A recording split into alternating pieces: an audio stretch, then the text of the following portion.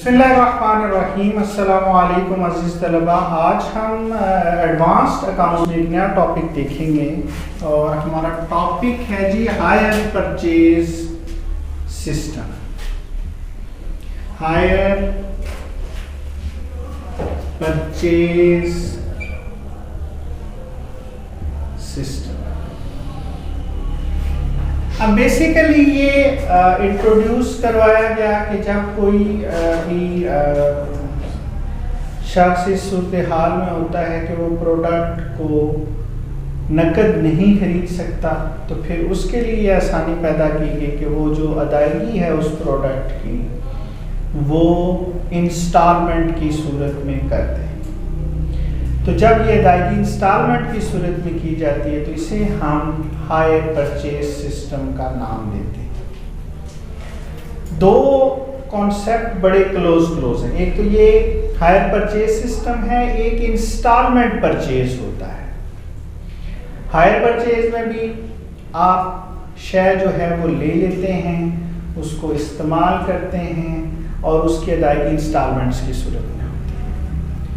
जो instalment purchase का concept है उसमें भी सूरत हाल यही है कि आप प्रोडक्ट ले लेते हैं, उस प्रोडक्ट को इस्तेमाल करते हैं और उसकी अदायगी किस्तों की सूरत में करते हैं।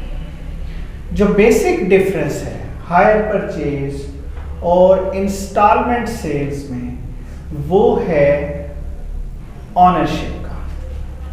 हायर परचेज में जो प्रोडक्ट है या गुड्स हैं वो जिसने खरीदी हैं उसके पोजेशन में आ जाती हैं, उसके कब्जे में होती हैं, वो उनको इस्तेमाल कर रहा होता है, लेकिन उसकी जो ऑनरशिप है वो बेचने वाले के पास होती है। और इसका बेनिफिट ये होता है कि अगर जो खरीदने वाला है वो अदायगी ना कर सके तो जो बेचने वाला है उसके पास ये राइट मौजूद है कि वो अपनी जो गुड्स हैं उनको उससे वापस ले सकता है, रीपोजेस कर सकता है। इसको हम कहते हैं रीपोजेशन। वो उनको दोबारा अपने कब्जे में ले सकता है क्योंकि मलकियत उसकी है। इसको आसान जुबान में समझ लें कि आपने एक बंदे को अपना मोटरसाइकिल बेच दिया।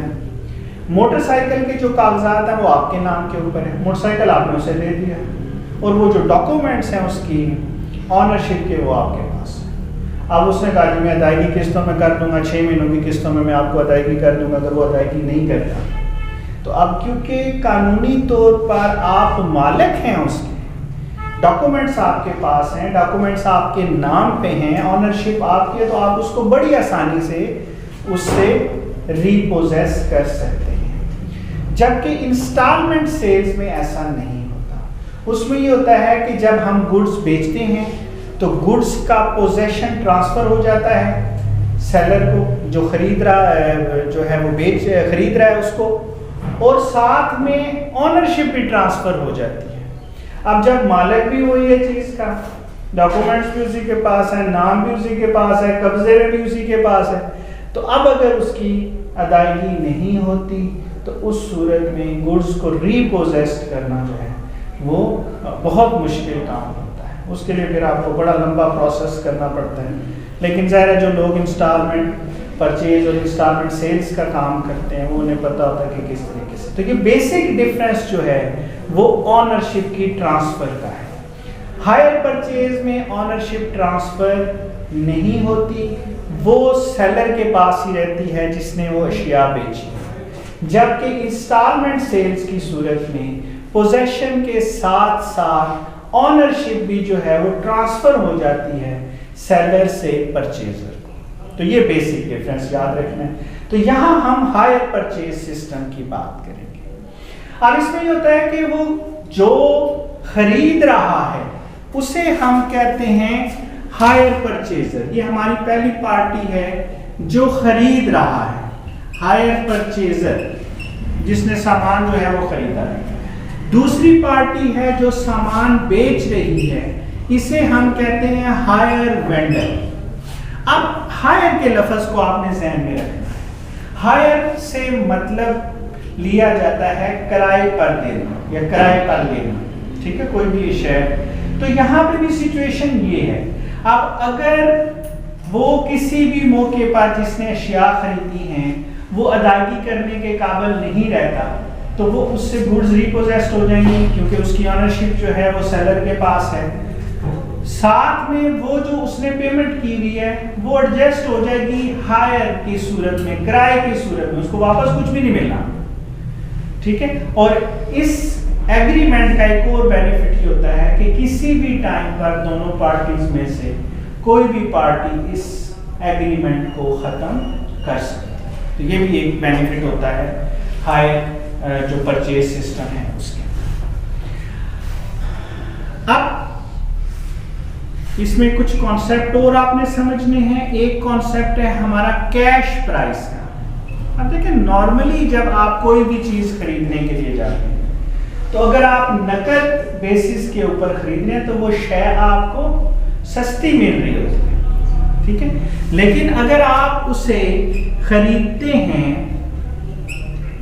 हायर परचेज सिस्टम के ऊपर तो वो शय जो है वो महंगी आपको मिलती है। उसमें महंगी होने की वजह क्या होती है? एक तो जाहिर है वो कैश प्राइस तो उन्होंने लेनी ही लेनी है, प्लस जो बकाया अमाउंट होती है उस पर इंटरेस्ट या इनको हम हायर परचेज चार्जेस का नाम भी देते हैं, तो वो इंटरेस्ट चार्ज किया जाता है। एक किस्म का ये कर्ज हो जाता है, उस कर्ज पे जो है वो इंटरेस्ट जो है वो लिया जाता है। तो ये हायर परचेज प्राइस इस वजह से ज्यादा होती है क्योंकि इसमें इंटरेस्ट भी शामिल हो जाता है। तो किस्तों में अदायगी आपको सहूलत ये होती है खरीदने वाले को कि उसको यकमुश्त सारी अदायगी जो है वो नहीं करनी होती, वो किस्तों की सूरत में जो है वो कर रहा होता है। और हायर जो सेलर होता है, वेंडर होता है, उसको ये बेनिफिट होता है कि उसे साथ में जो क्रेडिट बेसिस पे गया है सामान उस पे साथ साथ उसको उस पीरियड के हिसाब से इंटरेस्ट पे मिल रहा। इसमें एक और जो कॉन्सेप्ट वो होता है डाउन पेमेंट का। डाउन पेमेंट मींस जो अदायगी आप एग्रीमेंट साइन करते हैं उस वक्त करते हैं। लेकिन आप कोई भी प्रोडक्ट लेने के लिए जाते हैं किसी से तो आपने साइन करना है, वो सामान वहां से लेना है, तो उस वक्त जो अदायगी होगी एट द सेम टाइम, और इसमें कोई इंटरेस्ट शामिल नहीं होता, ये नकद कैश पेमेंट जो है वो कंसीडर की जाती है और ये कैश प्राइस में से डिडक्ट की जाती है। तो ये हमारी कहलाती है डाउन पेमेंट। और बकिया जो अदायगियाँ होती हैं वो हमारी इंस्टॉलमेंट्स की सूरत में होती हैं। और इंस्टॉलमेंट से मुराद क्या होता है कि वो अदायगी जो आप पार्ट्स की सूरत में कर रहे हैं। तो अब इसमें कुछ हिस्सा जो है वो असल रकम का होता है जो प्रिंसिपल अमाउंट होती है, और कुछ हिस्सा जो है इस पर जो है वो इंटरेस्ट होता है। तो ये दोनों चीज़ें मिलती हैं और ये आपकी इंस्टॉलमेंट होती है। इंस्टॉलमेंट दो पार्ट्स में डिवाइड होती है, कुछ हिस्सा असल रकम को जाहिर कर रहा होता है और बाकी जो है वो आपके इंटरेस्ट को जाहिर कर देती है। तो ये हायर परचेज सिस्टम का जो कॉन्सेप्ट है वो और उसमें जो टर्म्स यूज होती हैं, उम्मीद है कि ये आपको समझ में आ गई होंगी।